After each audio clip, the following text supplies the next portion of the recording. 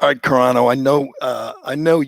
I want to get to the debacle in Afghanistan again. I'm baffled. I'm still looking for an answer. I still don't understand it. I've read everything I can read. I'm going to say this every day, and I still don't understand what the hell Joe Biden was thinking. But before we do that, I'd like to talk about Build Back Better and voting rights laws, and of course COVID, because nothing's more important right now than the Delta variant. But is that okay with you? You want to Oh talk yeah. about voting rights laws? Yeah, and Build Back Better. I mean, we have to pass this $3 zillion infrastructure bill before anything else gets done in DC. But do you have any questions on the Build Back Better or on the voting rights law? Do you have any questions? I just want to know that we're moving forward with it. Oh yes, we're moving forward. We're moving forward. I think we're working well together, and I do think we'll pass all this other nonsense, and then eventually we can get to the biggest foreign policy disaster in American history. I think I've become a big fan of these Biden not press conferences, obviously, because he doesn't have the guts to take a question, but it is increasingly uncomfortable watching Biden come out and speak to the nation. Obviously, he's in cognitive decline. That's the term we're all using. Obviously, he's not fit for the office. I think everybody agrees with that now. But when he comes out and his strategy is clear that we're going to talk about these other things, we're not going to talk about the thousands of Americans trapped behind enemy lines with no way to get to the airport and no way to get out by the deadline, August 31st, which, by the way, the Taliban, we asked nicely, we sent the CIA director to Kabul to ask nicely, please, Mr. Taliban, could you give us a few more days? Just give us a few. They're like some guy pleading with a loan shark. Give me a few more days. I'll get you the money. I'll get you the money, I promise. And what did Mr. Taliban say? He said, no deal. Get your ass out of our country by the 31st, or they will, or quote, this is the quote, you will provoke a reaction. This is, I can't speak to, whatever happened in 1812, but what the hell? This is the most embarrassing moment in American history. 250 years.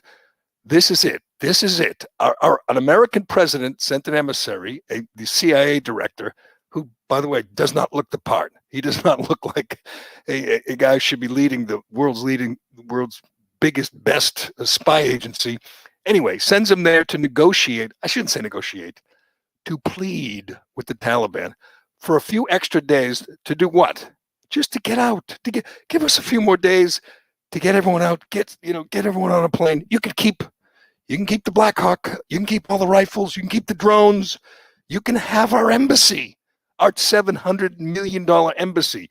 Hell, you can have our air base and everything in it. And what does the Taliban say? These 6th century Stone Age savages, what's their response to this request? I assume Biden made it clear that we were pleading and begging the Taliban, this ragtag band of terrorists, for a few days just to get stuff, just to get out. We're not gonna shoot you. We're not gonna bomb you. We're not gonna stick around in some small number of, and we're gonna leave just like you wanted, handing the country over to you. But we can't do it by August 31st. And the Taliban says, no deal. Well, and what do we do? We say, okay, we'll do our best. We have 6 days. 6 days. We'll do our best in 6 days, and then maybe they'll be kind and they won't round up the remaining Americans and behead them. Maybe, because this is the new Taliban. But I want anybody to tell me when. By the way, we're going to take calls, because I think I need to take some calls. I think I need somebody besides you. No offense, to help me here, because I don't understand this at all. It's frustrating. Obviously, I don't have any respect for the president or the administration. Obviously, they're embarrassing themselves and the country before the world, but I don't get it. I honestly don't get it. I honestly don't understand what. And I watch Jen Psaki, I watch Joe Biden, I listen to Blinken, various people get interviewed. I get more confused by the day. Why? Why are we doing this? Why are we allowing this? Why? Well, and the thing is, you can't blame the Taliban for reacting that way. I mean, they just won a war against the U.S. military, the biggest, most funded military, $780 billion per year U.S. military, and so now any type of there's nothing that they fear anymore from the Americans. They don't fear retaliation, so of course they're gonna have a show. In fact, I think they welcome it. They welcome the clash with the Americans. You know why? Because the Americans, our president, does not have the will to fight them, to defeat them. Clearly, he's already surrendered. We have surrendered to a ragtag bunch of terrorists. By the way, the terrorists who harbored bin Laden, who harbored Al Qaeda, the organization, the outfit that killed 3,000 Americans, they took their side. Obviously, we went in there and blew up their camps, and then we stuck around for an extra 20 years for God knows why. God knows why we did that. Decided to nation build in this primitive place that wanted no part of us, of what we had in mind, of no part of a democracy. But again, what happened yesterday, a couple days ago, is the ultimate humiliation. Asking for extra time just to get our people. It's going to be tough. You're blocking all the entrances to the airport. You're making things difficult. People are stranded. They're hiding at home. We need to find a way to get them out. By the way, we already know the British, the French, the Dutch went in there and got their people, and we did not. We did not, because we have this pathetic, empty shell of a man in the White House who doesn't have the heart, who doesn't have the will to do this. He's just hoping that he can get as many people out and brag about the number, by the way, which is the new approach for if you're one of these stooges, these Joy Reid types or Jennifer Rubin types. Their tact now is, look how many people we got out. It's the greatest evacuation in American history, which to me, even if it is, are you really bragging that you managed to get so many people out, most of whom aren't American? Yeah, what's the other side of that equation? The other side is we already know there's one ISIS guy that we've gotten out. God knows how many more are in this, in this huge wave of evacuees that were refugees that we're going to take into this country. I guess that's part of the plan that Biden, or people behind Biden, people around Biden, think that refugees tend to be Democrats, so we're going to get as many Democrats. We're going to change, some red states to blue and that kind of thing. But you could be looking at, worst case scenario, and I assume somebody in the White House, somebody in the Joint Chiefs is bringing up their job is to go worst case scenario is, we leave thousands of Americans behind. Clearly, we're going to leave Americans behind. Everybody agrees we can't get everyone out in the next 6 days. 6 days. They're not going to extend the deadline, which means they're going to say no more, no more. They've already said no more Afghans can leave, which I guess the Americans can still leave if they can get to the airport, if they can get through security. There's already stories about people being beaten by the Taliban, being not allowed to get through their checkpoints. That's going to get worse as the deadline approaches. And worst case scenario, we see American hostages, American people on the streets of Kabul being beaten or worse, killed, shot, beheaded. Then what? Then do they brag about how many Afghans they got out of the country? Oh, we have 50,000 last.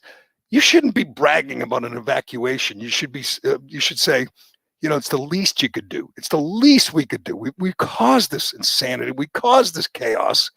It is the worst crisis in foreign policy crisis in American history. And we're bragging because we managed to just kind of open the doors to these planes and let everybody in. That's the thing I hate about the Psaki, press briefing in particular yesterday. That spin sucks. It's like, oh, we've gotten 70,000 people out. Well, congratulations. How many people are left? Like, stop spinning it. There's no spin to this. It's a huge debacle. We all are seeing exactly what is happening live. We've got cell phone footage. We've got footage and commentary from people on the ground, from brave media folks who are on the ground there, actually in a hot zone. You can't spin this. We know. So just be solemn about it. We've got a bunch of people out, but there's tons of people left, and we're doing everything we can.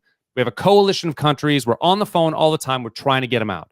That's it. But the whole idea is, aren't we doing a great job? We're just we turn tail and run. I hate it. Aren't we really good at just getting away? It's like it was compared to Dunkirk, which was a really good movie, whatever it was, a couple of years ago, about the British being trapped at the ocean, and they got a bunch of fishermen and just people that come over in their boats and save, I forget the number, thousands of British troops who were trapped.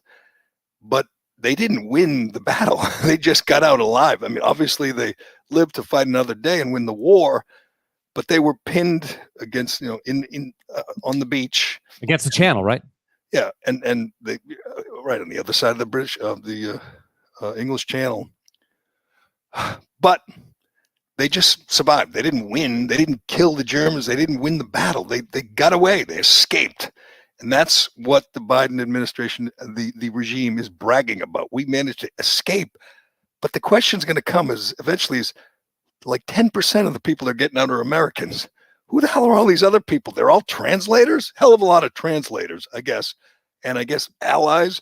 But we'll find out. There's going to be some bad actors in that crowd. We already believe there's at least one ISIS guy who was in that crowd. There's a whole bunch of people on the no-fly list who are in that crowd, in that mob that they put on C-17s and gotten out of Kabul. But what about the rest of the country? It's a big country. It's with 30 million people. It's a big mountainous country.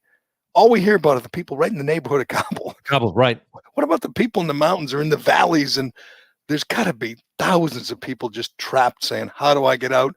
And as you point out, in this day and age, they have phones, they have video. There are going to be stories after the deadline on Monday. Is it Monday? After the 31st, there's going to be people who are going to call Fox News or wherever and say, I'm trapped. I'm American. And then what? Then what? Excuse me. I think the only tactic that I can see, that the only plan that the Biden regime has is to double down and ask like really nicely, or maybe let some more guys out of Gitmo, or maybe give them cold hard cash. We've already given them $85 billion in U.S. military equipment, which is so bizarre. That could be the biggest problem the Biden regime has, is that this idea that we left all this stuff, billions of dollars worth of technology. Again, the Taliban has an instant air force. The Taliban has American rifles, American armored vehicles.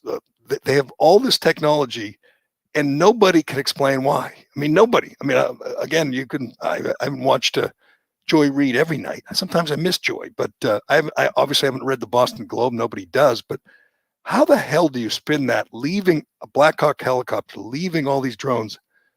What do you say when someone says, why did you leave all our stuff? What is the answer? I get so friggin' frustrated at this. The idea that you leave something that you could have had someone just fly out of there. We're out of here. And you leave planes, and you leave drones, and you leave cars, and you leave rifles, and you leave night vision goggles. Right. They used to say two things.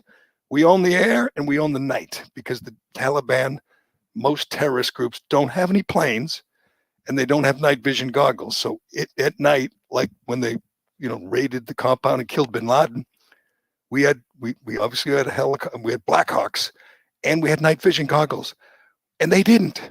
Well, now they do. And they paraded their military guys in those white outfits, paraded around carrying U.S. rifles and wearing U.S. night vision goggles. And they're just spitting in Biden's face now. And the idea that they wouldn't say, we'll compromise. We'll give an extra couple of days. We'll give you to September, 11th. September 11th. That's kind of a big day. We'll give you 11 more days. They did not. They don't want to help the Biden regime at all. They want to continue the utter humiliation. And let's be honest, they're not alone. Yesterday, I'm not sure what day actually went, but yesterday we learned that Seth Moulton, Massachusetts congressman, who, as I always point out, has got more balls than brains. I mean, he was a war hero. He was a combat veteran. He went house to house in Iraq with the U.S. Marines. Somehow he lost his mind after that, came home and became a little Nancy Pelosi puppet, a hardcore left-wing lunatic who believes in climate change is an existential threat, and we have to every crazy left-wing idea he had to buy into to get elected to Congress from Massachusetts. But anyway, a badass went to Kabul on a secret mission, which is amazing. We have these backbencher congressmen, Moulton and another guy, a Republican. I'll get his name. I forget the other guy, but he went with Michigan Rep Peter Major. Major, yeah. He's an Army veteran. Moulton's a Marine. And they went on this secret trip to scope things out. This is your own party. This is Joe Biden's own guy. This is Nancy Pelosi's own guy. And he's making a secret trip. And what's he doing? He's saying, this is impossible. Your idea of getting everyone out by August 31st is impossible. In fact, Seth Moulton said, you could not do it. We cannot do it by September 11th. So even if we got 2 weeks, we can't do it. So you know what's inevitable, Carano? You know what is inevitable right now? Americans trapped in Afghanistan. Americans, not translators and their 17 family members who are piling on C-17s. No, Americans with American passports and American citizenship who pay taxes. They're going to be stuck behind enemy lines, and some of them are going to want to leave. I love this idea that the Biden regime came up with, this line where we're going to get all the Americans who want to get out, who want to leave, we're going to get them out. So they're implying, or they're flat out stating, and people want to stay. There are Americans who want to stay. Can you just give me a short list of their names and why? I mean, maybe there's some crazy person like, I don't know, like the Dennis Hopper character in Apocalypse Now, the photographer who hung out in the jungles of Cambodia with Marlon Brando. Have you done that on Quantum Leap yet? Quantum Week? And no, we have not done. You haven't done Apocalypse Now? No, but I think it's before we do the last 40 years. So I think that was prior to it. That's more than 40 years ago. I don't know. Oh, right. You know what? I think I know what year it was. 79, 80. I think it was 80. Oh, was it? We might hit it then. 80 or 79. Absolutely spectacular movie. I've only seen it about 53 times, and it's just great. I mean, it's the greatest performance by Robert Duvall ever. Martin Sheen, Dennis Hopper's had some great performance. Marlon Brando's kind of a small role, but it's spectacular. And these guys are living in the jungle of Cambodia. Maybe there's some nut that wants to stay in the mountains of Afghanistan, and we can offer him safe passage to come home, but he doesn't care. He doesn't want. Maybe he's married to a local person. Maybe he converted. Do you remember who John Walker Lynn? Yeah, I do remember that. Yeah. John Walker Lynn fought for the Taliban, fought with the Taliban against us. In fact, a CIA guy named Michael Spann was killed by John Walker Lynn's crew. John Walker Lynn got caught. He got convicted. I don't know if it was a Gitmo or was in another U.S. prison, but Steve Earle, who I love, Steve Earle, wrote a song about John Walker Lynn. It was really disappointing. But anyway, there are traitors out there, I guess, but we're not talking about traitors who are going to side with the Taliban. We're talking about Americans who want to get out. And Seth Moulton said, it's impossible. We can't get them out. Well, it sounds like the Biden administration is admitting to that to congressional leaders in private, but they're not admitting that in public yet. Well, I don't know how you could. I mean, nobody thinks we can get every American out. Nobody. So eventually you're going to have to say, yeah, we did our best. We got out 70 million. They're up to how many now? 70,000 that we've gotten out? Yeah, that's what I've seen. 10% are Americans. So, getting out, doing a great job. We're getting out, I don't know, whatever, 7,000 Americans. So like almost half, if by some estimates. That's about half, right? About half. And it's getting tougher. They made it clear, the Taliban said yesterday that they don't want any more Afghans to leave the country. They don't want to lose, people who are, let's be honest, translators have to be pretty well educated. As we heard from, our friend Rob O'Neill, the Taliban, not necessarily the smartest guys. These are, they're he thinks they won't know what to do with the American, choppers that they have. I think he'll try to eat them. But the translators, I guess, and maybe the people who worked with us in the embassy maybe they're the smartest people in the country. And eventually the Taliban says, we don't want anyone else to leave. We need this. We need whatever, engineers. We need educated people. So they're going to say no more Afghans can leave, only Americans. But the Americans can't get to the airport. They can't get to Kabul. They can't. They're stuck. They're trapped. I might even use this word. They're stranded. Whoa. And I know. Every Tell us day, that word. every day we talk about, moving on, talking about something else, and we'll get to, we got to get to Cuomo. We got to get the big Cuomo news, and we got to get to Joe Biden. We got to get to some sports. Joe Biden met with the WNBA champs and took a knee, but we'll get to that. What I want to know is, and maybe someone in the comments over here, what is the best case scenario next week? That we reach the deadline, we say, well, we tried our best. We got 100,000 people out, including a few Americans. Yes, there are some still there, but what can you do? We offered them a chance. They didn't. We told them to get to the airport. They didn't. How do you spin that? I mean, again, I'll never understand, I guess. Maybe we'll never understand what the hell the plan was. And maybe a guy like Milley or a guy like Austin gets fired or quits and then goes public and says, I told them this would happen, and Biden wouldn't listen. He wanted the war over and to take credit, take a bow by September 11th. That's all he cared about. Get out by September, get out. And then, whatever happens, happens. I can take a bow on September 11th and said, I ended the war. But the first question you have is, but what about the Americans? What about the equipment? Well, this isn't the best plan, Mr. President. Yeah. Then what did he say? Do it anyway.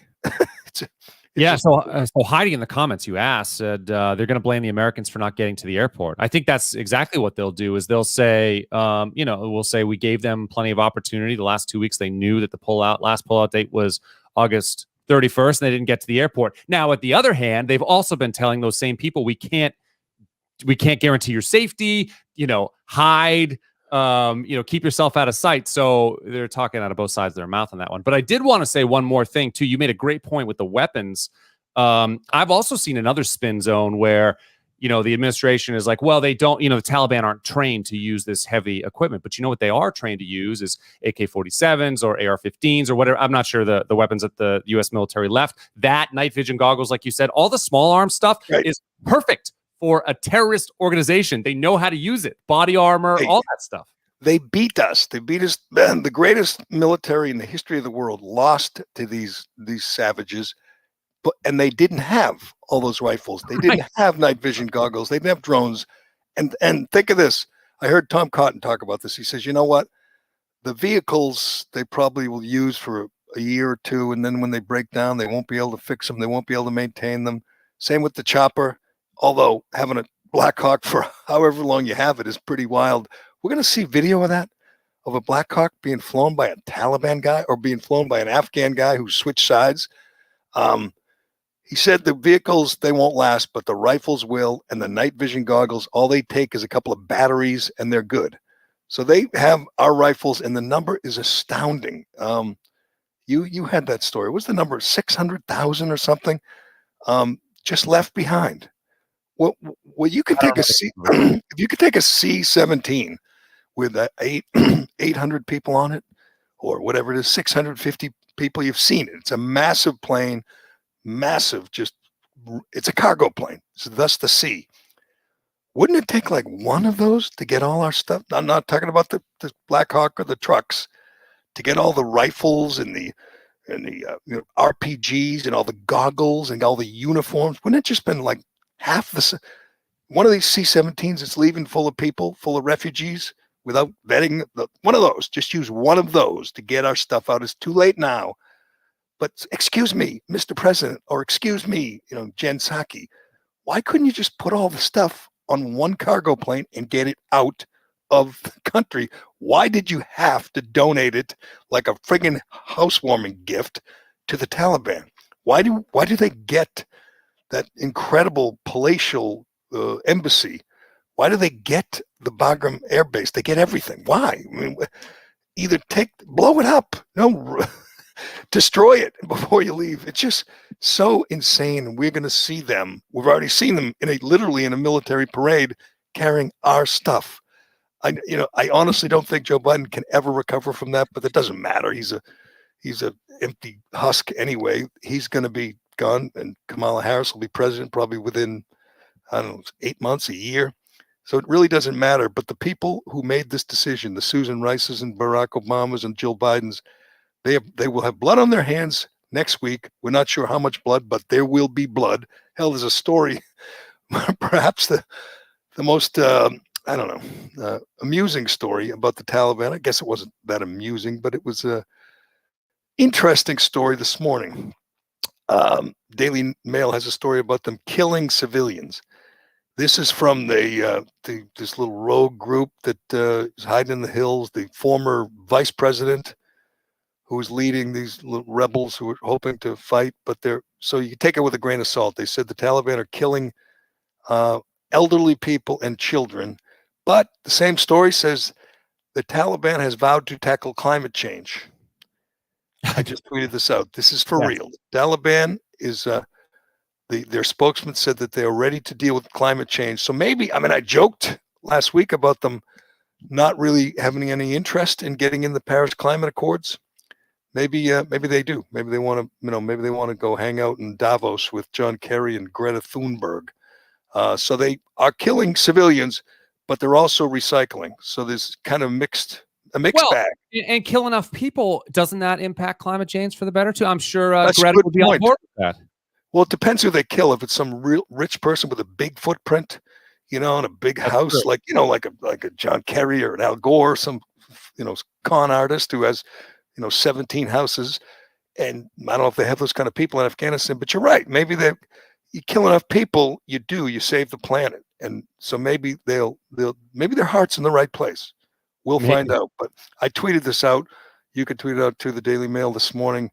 It is a real story. Their spokesman said that they're ready to deal with modern problems like climate change. Can't make it up. I did want to say that so in the comments, Mike is saying that the talking points are becoming redundant. The weapons were left for the Afghan military, except for one thing, Mike, and that is everybody knew, Biden knew, all the generals knew the Taliban was going to take over. It was just a matter of time. They didn't know it was going to happen in 2 days. So the idea that they left $85 billion worth of equipment for the Afghan army, they knew it was going to fall into the hands of the Taliban. So they I don't 100% knew that doesn't work. What's his name? Mike? Mike does not work because they knew, everybody knew, Millie knew, Austin knew, Biden, I guess, Jill Biden, she knew.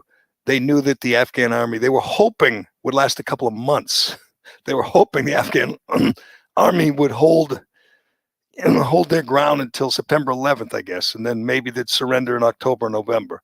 So you leave $85 billion worth of hardware with a group that you're hoping lasts a month. Yes. They lasted 11 days. They, hardly a shot was fired. They really didn't want to fight. Their heart wasn't in it.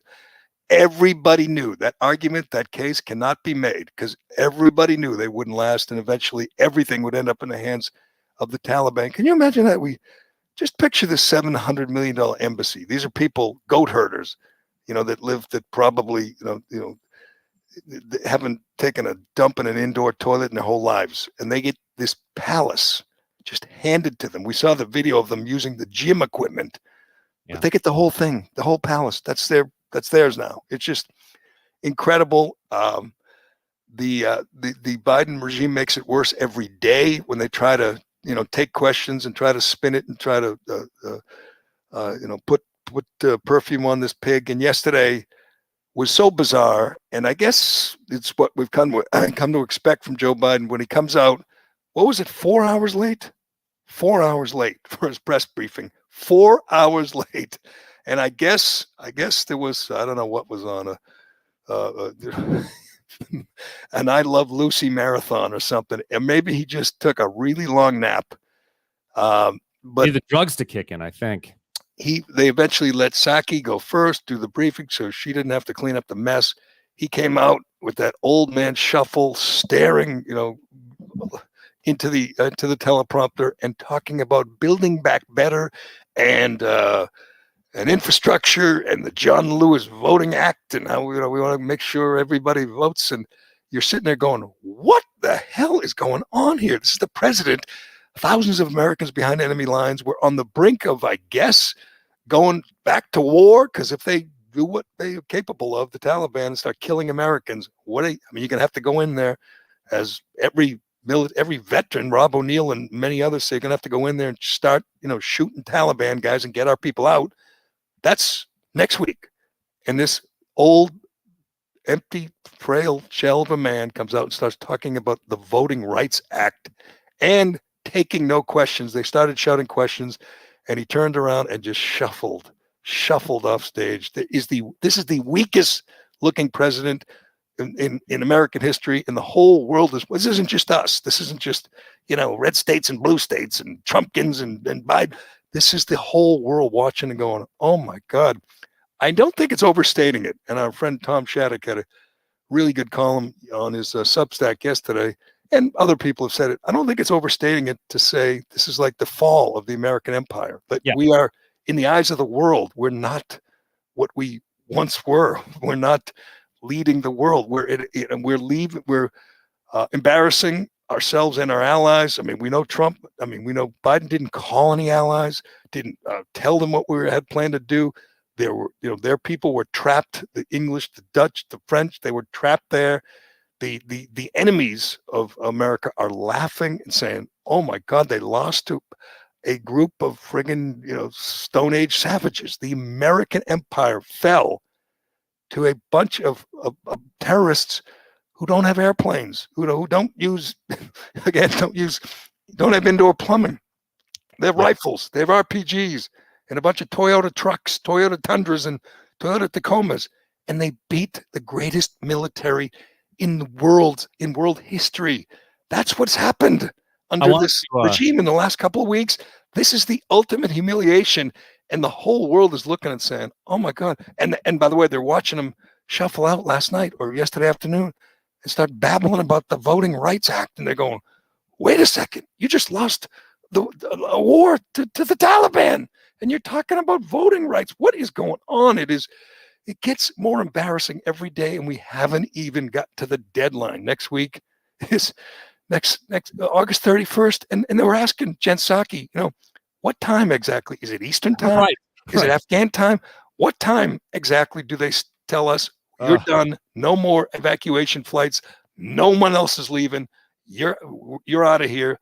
And if you come back, you will quote provoke a reaction. And Biden's CIA director, this guy Burns, just put his tail between his legs and headed back to DC, I guess, to tell Biden, no deal. They don't want to make a deal. I wanted to put this $85 billion in context a little bit. So the top two top two countries in terms of military expenditure per year are the United States, of course, number one at $778 billion, and number two is China, $252 billion. America spends more than the other 10 in the top 10. Oh, combined. America spends more than the other 9 combined. But the third place is India. Guess what their yearly expenditure in military is? I don't know. You tell me. 72 billion. That's less than what we just left. So the Taliban has the third largest arsenal in the world now. Yes. Russia's next at 61. It just goes way precipitously down from it. We could fund Brazil's army for 5 years. This is according to Tom Cotton and others, who said it's $85 billion worth of hardware would place them third in the world. This is 75,000 goat herders, terrorists, scumbags, just savages from prehistoric times. These guys now have the third largest if you think about it, arsenal in the world. If you think about it, it's only 35 million people there too. It's 350 million in the U.S. So that's equivalent to 10x, right? 10x people, so 10x in military spending. It's about even now, 750 billion. Again, they can't use it all, but they can use some of it. And even if they don't take advantage of it, the symbolism of it all, the symbolism that we are turned tail and running, surrendering and leaving our stuff and leaving our people. And it's going to get worse. Everybody agrees we can't complete this evacuation by the 31st. So get ready, folks. It's going to get. I don't even know what to expect. It's not going to get better. It's not going to. Just like everything else around Biden, it's just going to get and exponentially worse. And this could get so bad that, I mean, obviously already this is beyond impeachable. As Robert O'Neill told us yesterday, he should be court-martialed. He's the commander-in-chief. This is dereliction of duty. He should be court-martialed. I don't even know how that would work, but court-martialed, impeached. I mean, there has to be consequences. That's the other thing. How weak do we look that we lose a war to these cavemen and nobody pays a price? Nobody gets fired. No one gets reprimanded. No one apologizes. I can't imagine, as we talked about yesterday, being a widow of our Gold Star family or kid, and you lost your father in this country for nothing, worse than nothing, for this regime to surrender to the people that killed your loved one. It's the ultimate indignity. It's the end of the American empire, and it's going to get worse. But can we hear from some from Biden, this empty husk who came shuffled out and mumbled about the John Lewis Voting Rights Act in the middle of this international crisis yesterday? Yeah, I got two cuts from Biden. I also wanted to call your attention to, I've got James Banks cuts too from Indiana, who's talking about this equipment stuff, the list. He's good, another veteran. And I mean, Seth Moulton, James Banks, I mean, Lindsey Graham, not a fan of Lindsey Graham, but he's saying he's a veteran and he's saying he's got to be impeached. Obviously, you can't impeach him until November or January of 2023. But why wouldn't you? I mean, the first day that the Republicans take the majority, the first day they have to say he's got to go. I mean, the impeachment, the bar for impeachment is really, really low. I mean, again, they impeached Donald Trump for saying, let's go patriotically and peacefully protest at the Capitol. That's why they impeached him the second time. First time they said he wanted to look into the corruption of the Biden family, which we all knew about. So that's kind of his job. What the hell's wrong with that? They impeached him for that. This should be like unanimous. The Democrats should join in. This is the worst dereliction of duty from a president that anyone's ever seen. So of course he has to be impeached, but that's not going to happen for, what is that, 2 years? 2 years. Jeez. All right, let's listen to our commander-in-chief just reassure you in this time of crisis. I'm also mindful of the increasing risks that I've been briefed on, and the need to factor those risks in. They're real and significant challenges that we also have to take into consideration.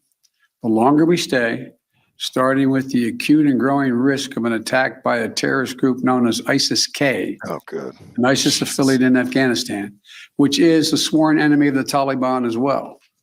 Every day we're on the ground is another day we know that ISIS-K is seeking to target the airport and attack both U.S. and allied forces and innocent civilians.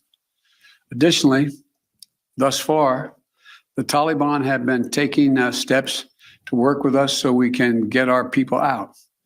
But it's a tenuous situation. We're already had some gunfighting break out. We run a serious risk of it breaking down as time goes on. Okay, two things. This ISIS-K is clearly just a diversion. He's we got to get out because ISIS-K. And it makes it sound like he's got some real intel, like, oh, this organization, they're just waiting to pounce on us and shoot down one of our planes after the deadline. And he can't just say ISIS, it has to be ISIS-K because, I know what I'm talking about. Secondly, I can't, I guess I'm nitpicking at this point. Can you tell me what is the Taliban? What is the Taliban? We're Americans. We call it Taliban. Taliban.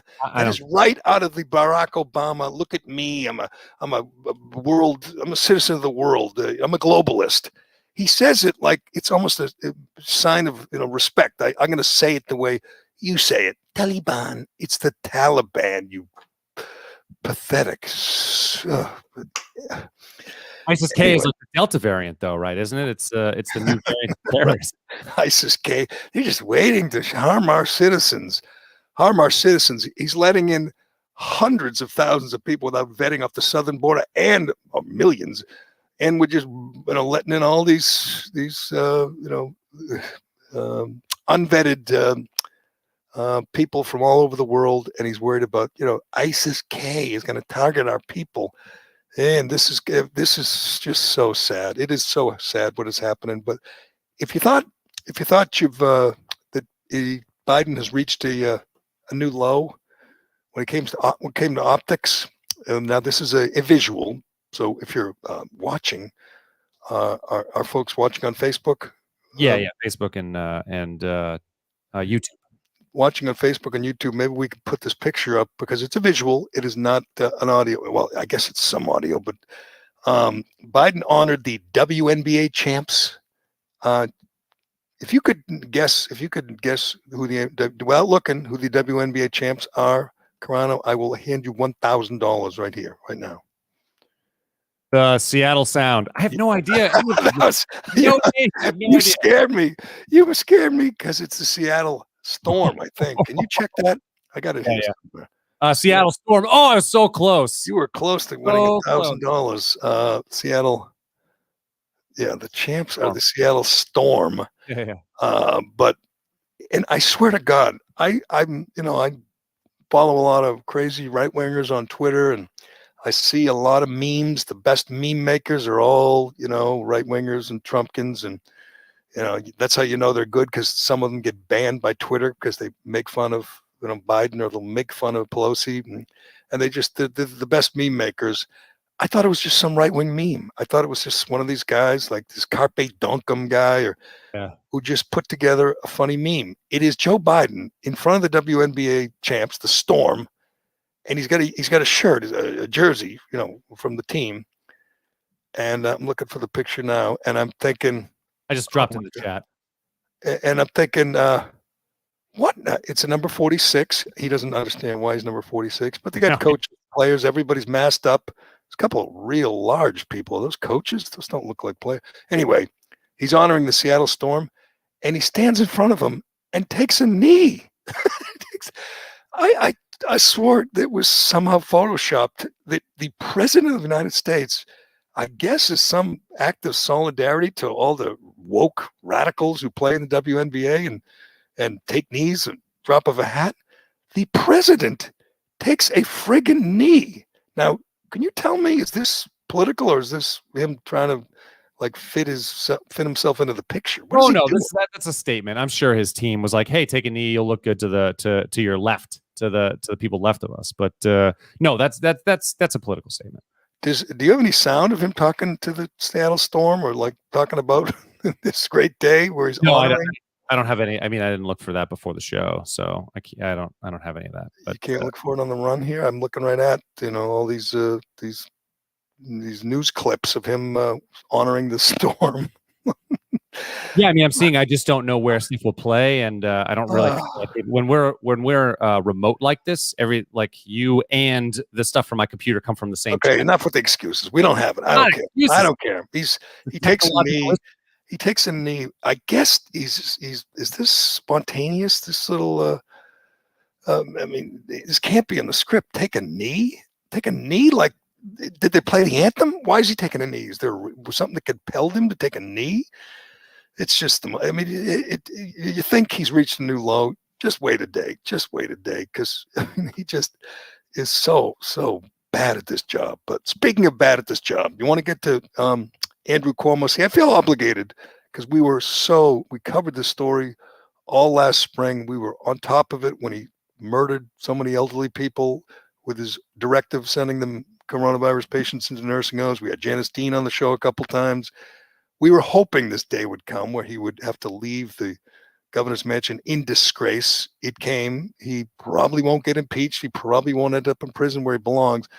But he's been humiliated, and he's never going to recover from it, and that's a wonderful thing. And yesterday was another great day for Cuomo haters, which is all decent people, when they took his Emmy away.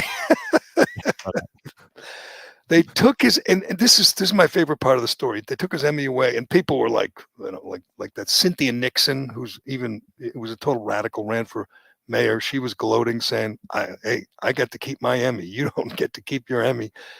They took his Emmy away. I don't think they can ever take the $5 million that was laundered to him in that book when he had his aides write a book. But That is it. That is a wonderful indignity because, as you remember, when he won an Emmy, after he nominated himself, all those celebrities, all those obnoxious celebrities were just honored. Hey, this is to you, Gov. Love Gov. Ben Stiller and Robert De Niro and Chelsea Handler, all Rosie Perez. Well, you're the best. Love Gov. Well, now not only does he not have an Emmy, he doesn't have anywhere to live. He doesn't have a home. He's like, I don't know, sleeping on somebody's probably on Chris Cuomo's couch. He has to find a place to live. It is wonderful. I hope he ends up, flat broke because he's going to get sued by all these women that he abused. But the indignities keep coming. The good news for Cuomo, by the way, is he gets to keep the Edward M. Kennedy Awards. He won an award named after Ted Kennedy, and he gets to keep that, which to me, that's perfect. He should. That is good. Do you want the statement from the Academy of Television Arts and Sciences? It's a short one. Does he have to actually hand the trophy back? I think so. I think it's a ceremony. It's a reverse ceremony. He goes on the other side of the stage and drops it off. But this is what they say.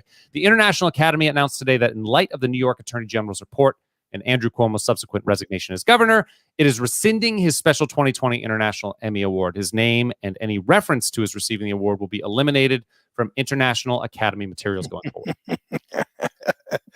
Hey, of all the the victims' families, the victims of the families of the 15,000 people he killed, the women he harassed, if this makes them happy, then I'm happy, and I'm sure it does. I'm sure Janice Dean was rejoicing on Twitter, laughing, mocking this sleaze, this creep, and hopefully the indignities keep coming. But all right, let me do Shea and whatever else we got. And I got a couple more things I want to talk about. New England Patriot quarterback Cam Newton. The media's turning on Cam. They really, really liked Cam because Cam was good to the media. Cam's funny. He wears funny hats, gives people funny nicknames. But they've turned on him, and I'll tell you why after I tell you about Shea Concrete. This is, and we've talked a lot about NFL players who don't get vaccinated, and it's a problem for the teams, and it really upsets the media. The media they're serving as the enforcers for the Biden regime and for all the blue state tyrants who want everybody to just shut up and get vaccinated. And Cam Newton is now, he can't be with the team. He's now at meetings remotely. He can't be with the team, and they got a scrimmage coming up against the Giants. They're practicing with the Giants and former assistant coach Joe Judge. But Cam can't participate, which is fine because Cam was just a temporary placeholder for Mac Jones anyway. As I said, the day they drafted Mac Jones, he was going to start day one. Cam Newton has had a good preseason.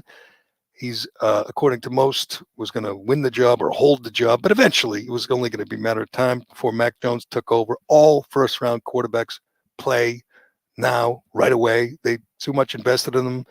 They're much more advanced than they were, a generation ago. So they're most of them, at least the first-rounders, they're ready to play. Mac Jones is ready to play. He's a better thrower. He's a better passer. He's a better decision maker. He's a better quarterback than Cam Newton, but Newton had a good preseason, was going to start week one. But then he went away, and it's kind of complicated. He went away, and he was supposed to get tested every day at a certain place or a certain kind of test, and he didn't. So the protocol, the punishment is he has to sit out a week or whatever it is, 5-6 days. And that means he's unvaccinated. That's what that means. He had to do this test every day because he's unvaccinated. And again, the media is like calling him out. Apparently on talk radio, they're calling him out and, why don't you just get vaccinated? Here's all I'm going to say is he's had COVID. He missed a game last year because he had COVID. All right. He's young. He's 32. He's healthy. Obviously, he's in incredible shape. What if he has a doctor and his personal doctor and says, does the antibody test? He's got natural immunity. And the doctor says, you really don't need that vaccine right now. You're good. You've got natural immunity. You've had the virus. If you get it, it probably won't be really debilitating because you're in great shape and you're not obese. So you really don't need it. So why don't you just wait, see how it goes, see if there's side effects or affecting other people, see how you do. And he says, okay, does that sound unreasonable? Does that sound irrational to you? That, again, here's my take on the vaccine. I am absolutely 100% pro-vaccine for people who need it, for people who are vulnerable, old people, anyone 65, 70 who doesn't get vaccinated, I think is nuts. Anybody 300 pounds or over who doesn't get vaccinated, I think is nuts. We've seen stories about people who are unvaccinated. They're dying. They're on a ventilator, and they're saying, what was I thinking? Why did I do this? We see the survivor. There was a woman over the weekend who lost 2 sons. I forget what state she was in, 2 sons, and neither of them were vaccinated. They died within a week of each other, and she was pleading with people to get vaccinated. Of course, the sons, there's the picture that you always see. The sons are huge. I mean, just big guys, and they chose not to get vaccinated. They're stupid.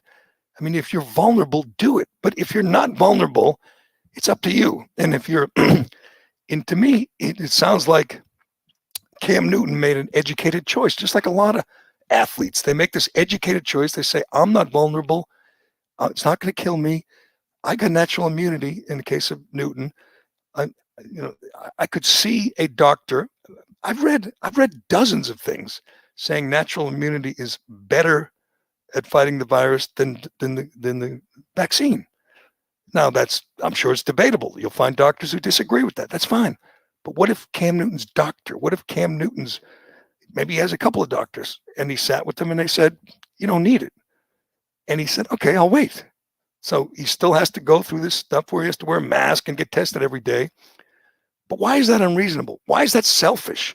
He's supposed to take it untested. Well, I guess now it's FDA approved, the Pfizer, but he's supposed to take this, I'm just hypothetically, against his doctor's orders because the media wants him to, and because the NFL is kind of strong arming him to do it. There are people on every team, well, I don't know about every team, most teams, there are some holdouts, some people with natural immunity who say, I don't want the vaccine. By the way, we still don't know about Tom Brady. We still don't have an answer on, he has yet to be pinned down to asked, are you vaccinated? We don't know, which is amazing. But the idea that you do this against your judgment, against even some medical professionals' opinion, because the league or the team or the media wants you to, and if you don't do it, you're a bad guy. That is bizarre. That is bizarre. And by the way, there's a lot of as we've talked about many times, the numbers in the African American community vaccinated are much lower. So these mandates are affecting affecting African Americans more than white players, white people, right? Like in New York, we talked about the mandate where you can't go anywhere. You can't go to a restaurant, a bar, a gym without your papers, according to de Blasio. And that's the rule. Well, that's affecting black people much more than white people. And apparently the media is okay with that. Democrats are okay with that kind of Jim Crow, but not the other kind of Jim Crow. And I want to get to these people before we wrap this up. In Florida, this was kind of a big deal the other day when 75 doctors walked off the job in, where was this? Palm Beach Gardens, I believe, down in South Florida. They walked off the job because they were sick of treating unvaccinated people. They're demanding people get vaccinated. If they don't, Palm Beach, you're right. Palm Beach. Yeah. So they walk off the job, and here's what happened. They got a lot of attention. Obviously, the media think they're heroes and wonderful and applaud them. They called it initially a walkout, but then they have to change because somebody pointed out, what if someone dies while they walk out? And then they're going to get sued, and then the hospital's going to get sued. Then they're in big trouble. So they had to spin it and say, we didn't walk out. We just went and did a press conference. They changed, and obviously the media, carried their water, and they said, doctors hold a press conference, not a walkout in Palm Beach Gardens, according to fact checkers and journalists. Yeah, every time I see fact checkers now and fact checkers online on Twitter or whatever, I am immediately skeptical now. They've completely turned me off of thinking that they're ever going to tell the truth. Every time I see fact checkers. It's like an unbelievable situation. No, this is another spin zone where you have doctors who are protesting. That's what they were. Let's just call it what it is. But no. Yes, and that's fine. I mean, I understand doctors. Lots of doctors believe that everyone should get vaccinated, particularly again the vulnerable. And I'm going to guess most of the patients they're treating are unvaccinated, and I'm going to guess they're old, they're obese, they have underlying conditions. They are the vulnerable ones who should be vaccinated. So I don't blame the doctors, but the idea that you're not going to treat them, I mean, you can squawk about it, you can complain and say, damn, these people should have been vaccinated. But the idea, and this is a thing, this is a real thing, is don't treat them, don't let them take up an ICU bed, or, don't, or make them, insurance companies shouldn't cover it. I'm going, what?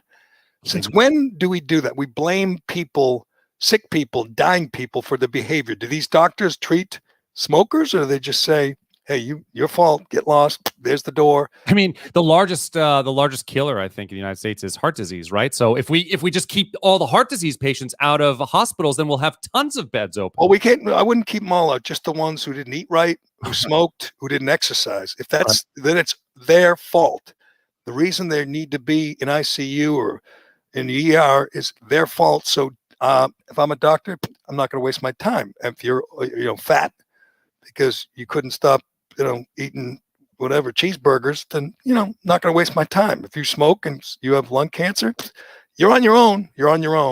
If you have serious STDs because you lived a promiscuous life, then I'm not treating you. That's your choice. You chose that. That's the lifestyle you chose. Well, if they're not treating people because they chose, or they're threatened to not treat them, I think they know better. Threatening to not treat them. And by the way, there are people in the media who are calling for this. They're everywhere saying we must stigmatize the unvaccinated. This is as de Blasio says, this is a epidemic of the unvaccinated. Those people, they're now like proposing, wristbands. There's a high school that wants a school district that wants unvaccinated kids to wear ankle bracelets so they can monitor where they go and who they interact with. It is scary stuff. It is the ultimate in, polarizing and turning one group against another. It's not just that we have these two groups. It's that the problem we now have in the country, it's all the fault of those people, those conspiracy nuts and those QAnon people like Cam Newton or Tom Brady who don't want to get vaccinated. Blame them. Go get them. It's new. This is new. This is different, where we say, you made the wrong choice. I'm not going to treat you. I'm not going to respect you. You're going to die, and I'm going to mock you. Like we mentioned, the talk show host in Tennessee, Phil Valentine, who died, and Martina Navratilova was mocking him after he died because he was unvaccinated.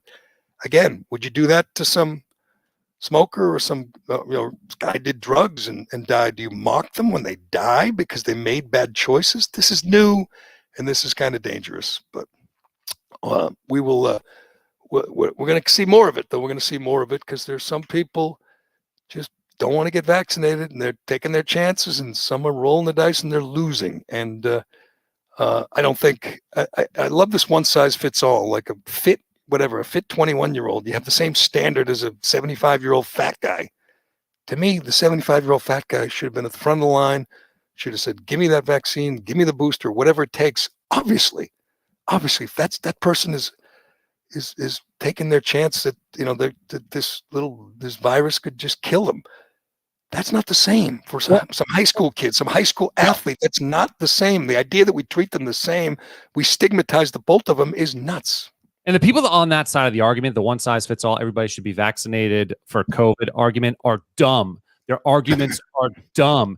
All you have to do is just a little bit of digging to see the risk reward for people who are under the age of 60. Like, the risk of death from COVID precipitously drops if you're under 60 years old, and if it doesn't kill people who are under 18, it just doesn't. You have a comorbidity. The high school kid is more in danger of dying in a car accident or a bus accident on the way to school than he is of dying of COVID. It doesn't kill kids. These stories are exaggerated, embellished to make to scare people into getting vaccinated. I'm just looking right now at a story on the news about these high school kids who have to wear ankle bracelets. So if you're 16, you don't see any reason you should be vaccinated. Your parents don't see it. They're going to put an ankle, and everyone's going to be looking at them. Oh, that kid, he's the selfish one. He won't get vaccinated. And you're going, why? Why do I need it? But it's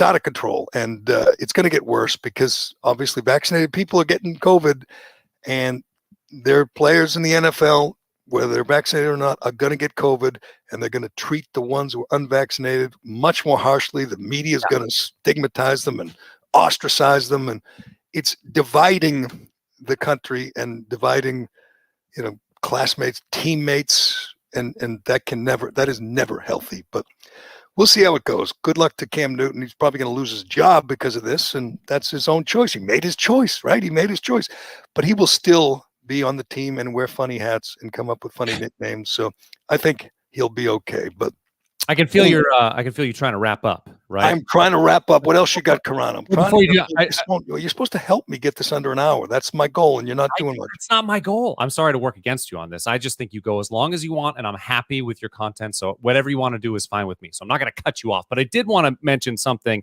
So there was there's been some confusion about our Linktree links that I use on social media sites, particularly like when we don't do a live show. We pre-recorded the show with Robert J. O'Neill a couple days ago, and we dropped it a little bit early, and we couldn't do the live show. But whenever I am linking out our show, I always use this special URL. It's a Linktree URL. The reason why I use it is because it's a one-stop shop. If you click on it, of all the places you can find Gerry Callahan, the Gerry Callahan Show. So that's all of our, you go there and you can see, oh, how do I find them on Facebook, on Twitter, on Instagram, on all that stuff, local soon.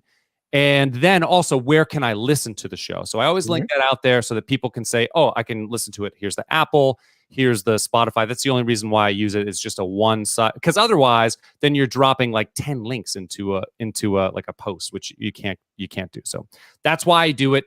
Also, I wanted to say I'm so happy that all you folks are watching on Facebook and on YouTube, and you're commenting. It's great. I read all the comments, and I try to, I'm doing multiple stuff, but I try to engage and send, links out for stories and things, contextual, and there'll be more of that as we go. But also always download the podcast.